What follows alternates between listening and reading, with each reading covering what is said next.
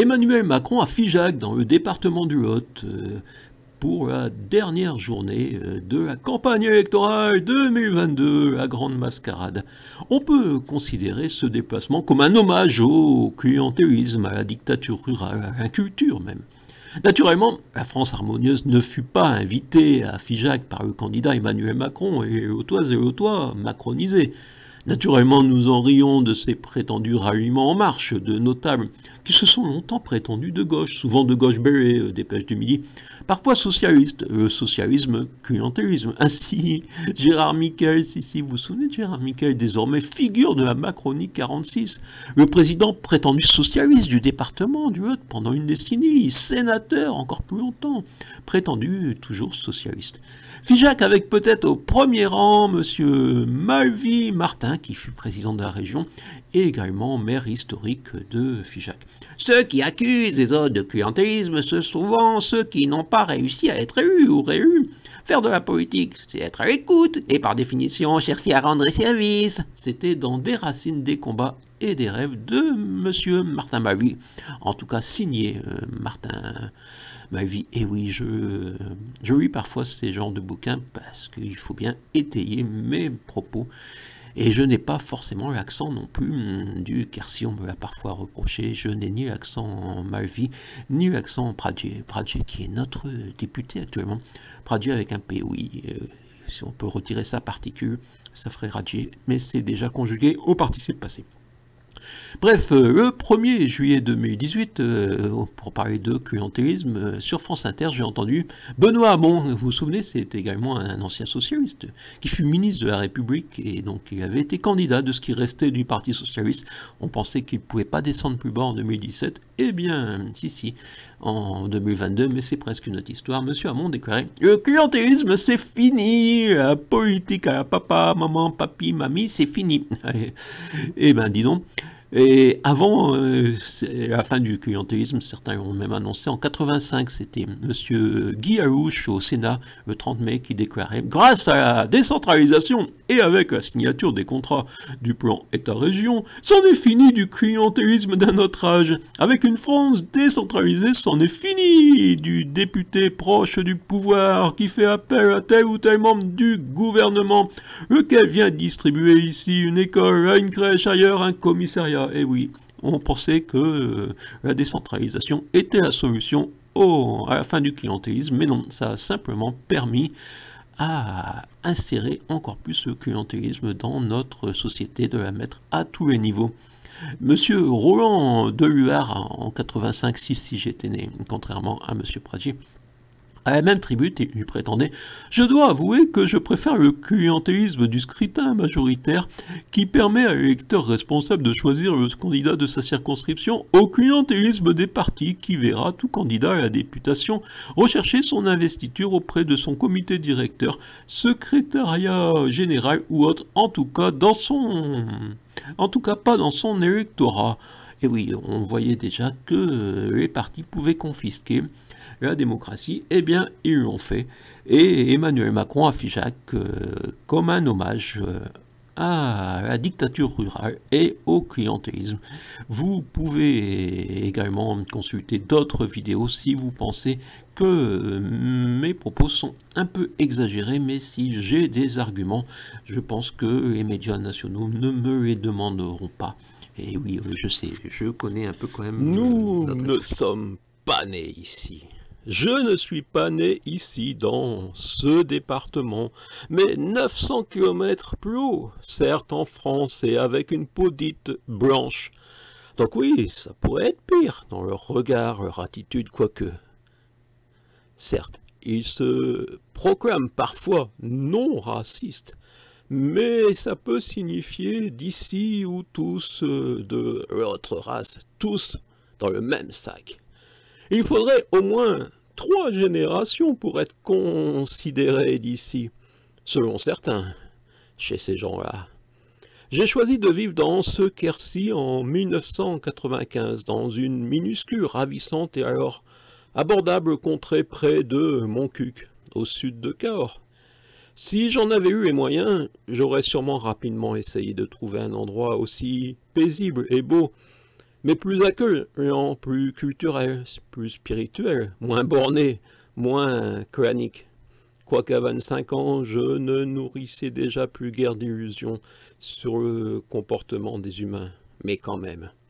Le fameux clientélisme, comme le résuma en 2004 Pascal Serre dans un édito resté célèbre du mensuel Dire l'autre. Clientélisme dont les racines remonteraient au pape cadurcien Jean XXII et naturellement s'est arrêté avec Maurice Faure, murmure les prudents. On se dit que les enfants ne vont quand même pas ressembler aux parents, mais certains prétendent, sûrement en caricaturant, qu'à chaque génération, les meilleurs s'en vont et les autres perpétuent le provincialisme dans toute son effarante dimension. Une mentalité féodale saupoudrée de paternalisme, sauf exception, mais avec rarement la force de s'opposer au rouleau compresseur des habitudes, des traditions. Toujours le pratique, il faut bien bouffer, et la crainte des représailles. Naturellement, aucune envie de les fréquenter, ces notables, ne pas participer à leur petite mondanité m'a rapidement semblé préférable. Je souriais des agenouillés sur leur strapontin. Mais le problème, ce fut l'impossibilité de faire des choses un peu publiques, littéraires, dans ce contexte. Tout semblait tellement figé. On m'a même discrètement glissé la nécessité de parfois remettre une enveloppe, offrir un cadeau, et nommer un grand homme président d'honneur de toute association. J'étais jeune et ce fonctionnement ne correspondait pas à ma vision de la France. J'ai cherché la République dans ce coin. Un jour, un néologisme m'est venu, la petite Mauritanie. L'homme fort du canton moribond, c'était un certain Daniel Maury, entre autres maire de Montcuq. Début des années 2000, il paraît qu'ils l'ont très mal pris les gens du clan. J'avais balancé l'expression compréhensible par tout le monde. Désormais, sa veuve est conseillère départementale, son cousin maire de Montcuq en Quercy-Blanc. Mes autres néologistes n'ont jamais connu pareille répercussion. Xéno-querciphobe n'a jamais été repris, malgré sa définition officielle hostile aux étrangers et sans ancêtre quercinois, Australander version occitane. Pareil destin pour l'ethno-quercicentrisme, cette tendance à privilégier le groupe social d'origine quercinoise ancienne et à en faire le seul modèle de référence. Quant à mon discours sur nos ancêtres les Quercy-Gaulois, à part l'interrogation au sujet de la voix imitée, les réactions furent rares. Naturellement, ces Quercy-Gaulois se détestent, car ne sont pas tous à la droite du grand chef du moment. Même si les frontières entre classes se sont estompées, si les passerelles sont possibles, les puissants savent pouvoir compter sur la serviabilité des soumis. Et tous unis contre les étrangers. Sauf naturellement si vous arrivez avec de l'argent. Le réflexe de s'abaisser devant les riches semble toujours inscrit dans cet atavisme. Ils s'abaissent et méprisent. Quant au sourire quercinois, c'est une attraction touristique, fausse gentillesse destinée à palper un maximum de fric, sur les marchés, dans les commerces ou comme propriétaire d'un gîte rural. Certes, les conséquences du vieux système sont tellement manifestes, leur pouvoir en vacille.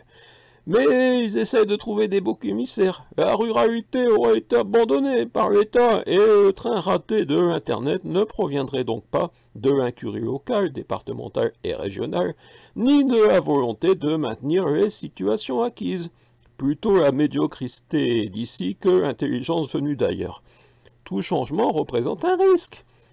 Nous, les sans ancêtres quercinois, ne sommes pourtant plus minoritaires, mais nombre d'entre nous, dont les retraités aisés, venus chercher un peu moins de pluie et un peu moins de bruit, préfèrent fermer les yeux devant ce provincialisme, ces petits chefs, pour être bien vus, au moins ne pas s'attirer des problèmes, car les installés sont vindicatifs.